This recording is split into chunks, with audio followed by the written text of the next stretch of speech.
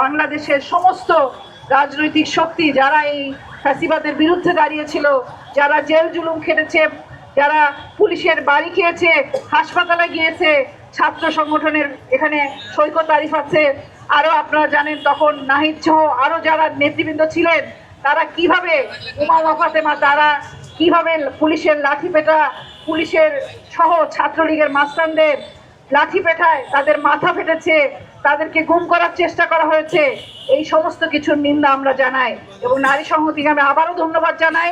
৭১ যেমন কারো একাপ ছিল না, গণ অভ্যুত্থানে এই স্লোগান বারবার উঠেছে, বাংলাদেশটা কারো বাপের না, ২৪ও কারো বাপের না, কারো একার না, ২৪টা আমাদের সবার।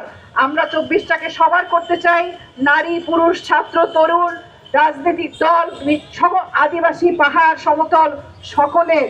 এই ২৪টা এমনি এমনি আসে নাই, একদিনে আসে নাই। সেই ২৪টাকে আমরা ধারণ করতে চাই। আমরা প্রতিযোগিতা না করে ২৪কে নিয়ে প্রতিযোগিতা লুটোপুটি না করে ২৪-এর যে অর্জন, এই ১৫ বছরের লড়াইয়ের ভেতর দিয়ে যে অর্জন ২৪-এ হয়েছে, সেই ২৪-এর অর্জনকে ধরে আমরা যেন নিজেদের মধ্যে ঐক্যকে ধরে রাখতে পারি।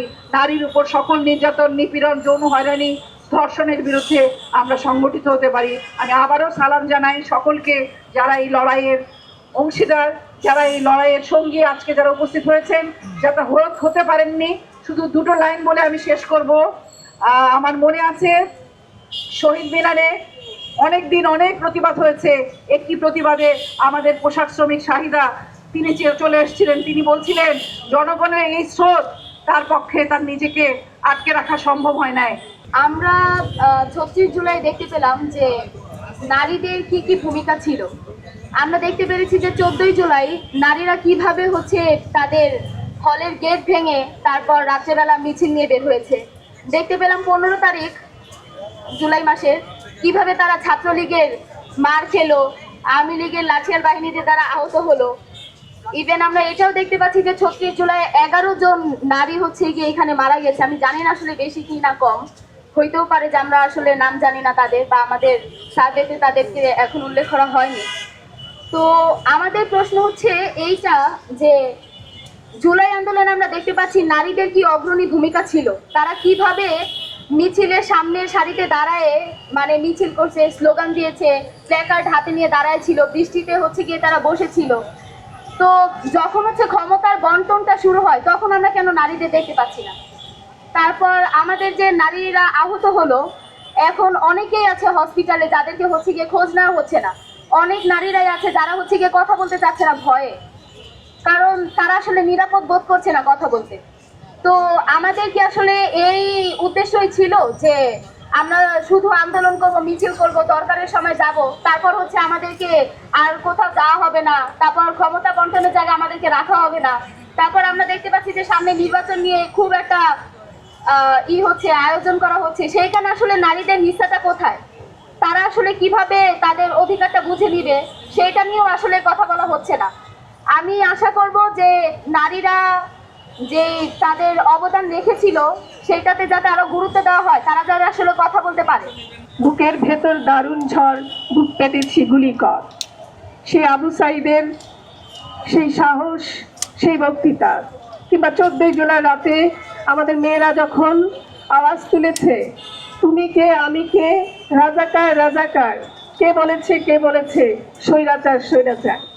তারা সত্যিকার অর্থে সাহসটা দেখিয়েছিল যে বাংলাদেশে তখন কোনো ধরনের প্রতিবাদ করলে, কোনো ধরনের কথা বললে, কোনো ধরনের অধিকারের কথা বললে আপনাকে রাজাকারের ট্যাগ দেওয়া হতো।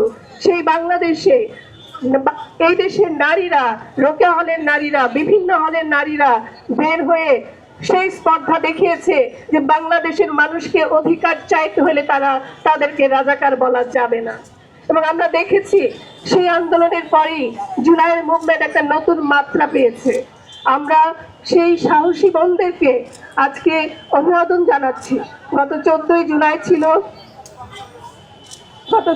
জুলাই ছিল সেই রাত, যে রাতে মেয়েরা রাস্তায় নেমে এসেছিল, যে আন্দোলনের ধরপাকড়ের ফলে ছেলেরা সামনে আসতে পারছিল না, মেয়েরা সেখানে ঢাল হয়ে, শক্তি হয়ে, লড়াকু যোদ্ধা হয়ে সেই আন্দোলনকে সামনে নিয়ে এগিয়ে গিয়েছিল।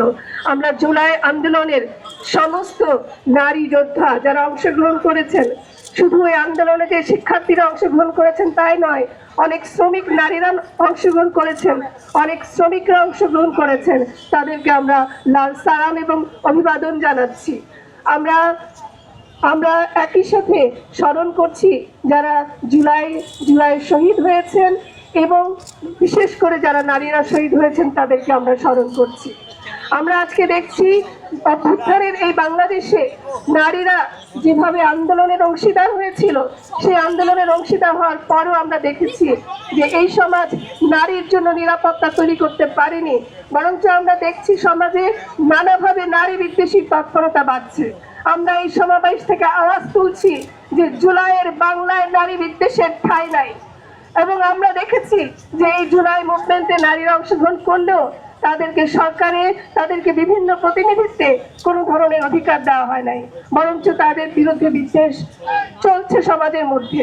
কিন্তু একই সাথে এটাও সত্য যে বাংলাদেশের নারীরা এই বিদ্বেষকে প্রতিহত করছে। আমরা দেখেছি যে নারী অধিকার সংস্কার কমিশন যখন এই রিপোর্ট বের করেছে এবং অধিকারের কথা বলেছে, সেই নারী অধিকার সংস্কার কমিশনের নেতৃত্বকে কিভাবে হেনস্থা করেছে এই জুলাই অভ্যুত্থানের মাটিতে, আমরা এটা বরদাস্ত করব না। কিন্তু একই সাথে আমরা বলতে চাই যে আমরাও কিন্তু নারীরা পথ ছেড়ে দেয়নি। আমরা যে ধরনের হেনস্থা করা হয়েছে সেটার প্রতিরোধে বাংলাদেশের নারীরা মাঠে ছিল, এখনো আছে।